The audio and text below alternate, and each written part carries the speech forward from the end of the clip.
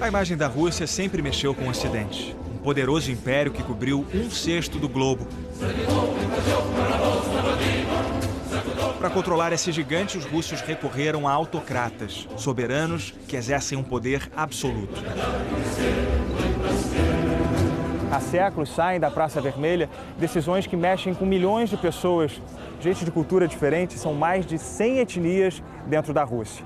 É incrível a gente imaginar que por mais de 300 anos, uma só família controlou tudo isso aqui.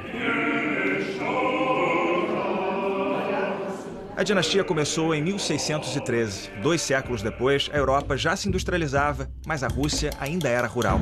Muitos culparam Alexander III pelo atraso. Esse czar mandou enforcar conspiradores. Um deles, Alexander Ulyanov. Você pode não conhecer esse nome, mas já ouviu falar do irmão, Vladimir Lenin. Ele defendia as ideias de Karl Marx, o filósofo que criou as bases do socialismo, fim das classes sociais e meios de produção nas mãos do Estado. Ele ajudou a forjar a união de camponeses e operários, a foice e o martelo. O povo ganhou voz nos sovietes, palavra russa para conselho. Lenin liderava a ala mais radical, os bolcheviques, maioria em russo. Um ano depois da coroação do novo czar, Nicolai II, Lenin foi exilado. Uma guerra contra o Japão aumentou as insatisfações. A Rússia foi humilhada. O protesto mais famoso ficou conhecido como Domingo Sangrento. Nicolai também enfrentava crises em casa.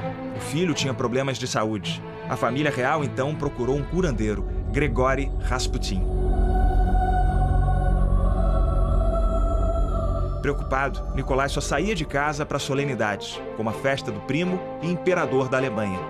Essa foto, durante o evento, mostra a semelhança entre o czar e outro primo, o rei britânico. O parentesco não impediu que apenas um ano depois estourasse a Primeira Guerra Mundial.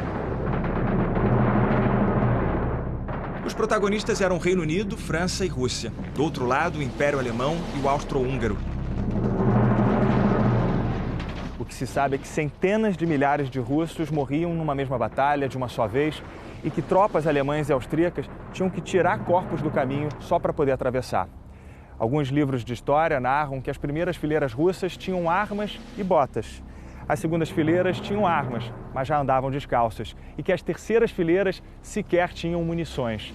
Mas os russos sempre foram corajosos e partiam para cima com as suas baionetas. Muitos acreditavam que alguns erros da guerra foram provocados pela influência de Rasputin sobre o czar.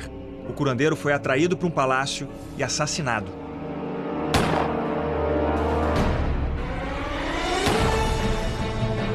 A morte não restaurou a confiança nos Romanov. As filas do pão eram imensas e milhões congelavam sem combustível. As pessoas foram para as ruas e aconteceu uma revolução apartidária.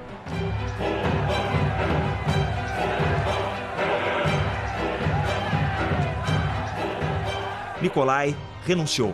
A família real foi posta sob custódia. O governo provisório permitiu a volta de bolcheviques exilados. Levi Trotsky saiu do Bronx, em Nova York.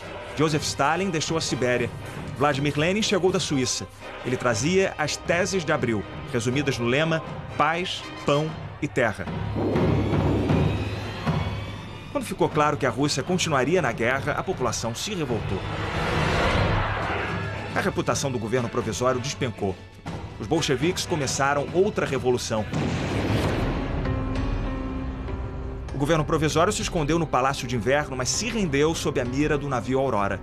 Todo o poder agora era dos sovietes. Esse historiador conta que a Rússia viveu uma liberação. Etnias ganharam liberdade cultural, houve campanhas para ensinar a ler. Uma mulher virou ministra a primeira vez na história.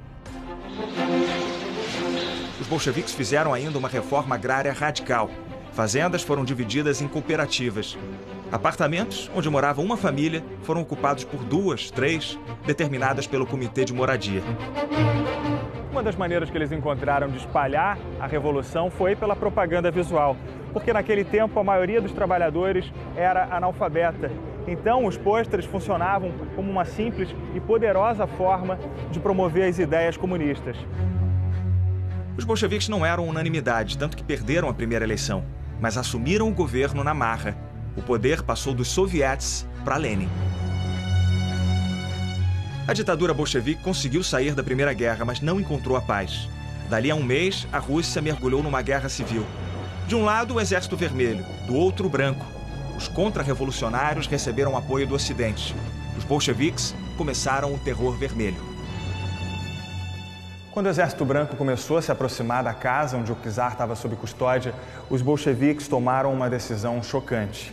Os soldados mandaram a família real para o porão e anunciaram aos Romanov que eles seriam executados. O czar e a sua família foram mortos a tiros e a baionetadas. Alguns historiadores contam que os soldados acharam mais difícil perfurar o corpo das meninas. Depois eles descobriram que elas escondiam joias dentro do vestido. O comunismo não deslanchava fora da Rússia. Dentro, encontrou a vitória. Nos 3 anos de guerra civil, os dois lados cometeram atrocidades. Para reerguer a economia, Lenin fez um alistamento obrigatório para o trabalho. A nova política econômica misturou princípios capitalistas no comunismo. A recuperação da União Soviética coincidiu com a doença de Lenin.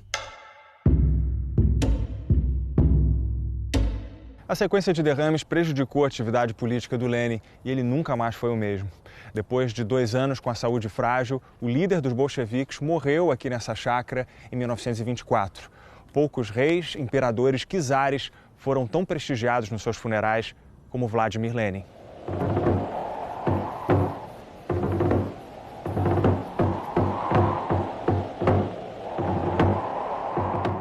Uma multidão enfrentou um frio de menos 35 graus. Na disputa pelo poder, Stalin derrotou Trotsky e só descansou quando viu o rival assassinado. O novo ditador soviético começou uma eliminação de adversários. Stalin, que significa homem de aço, proibiu religiões, censurou meios de comunicação. O regime torturou e mandou milhões para os gulags, campos de trabalhos forçados. Stalin comandou um genocídio contra ucranianos, condenando multidões a morrerem de fome. Esse historiador acha que o terror soviético deixou uma grande mancha em nome do socialismo. Ele explica que a União Soviética virou uma superpotência a um enorme custo.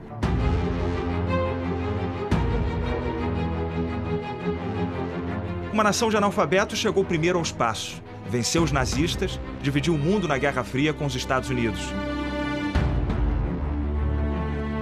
Espionou seu povo, acabou com suas liberdades até entrar em colapso. A revolução foi russa, mas o impacto mundial.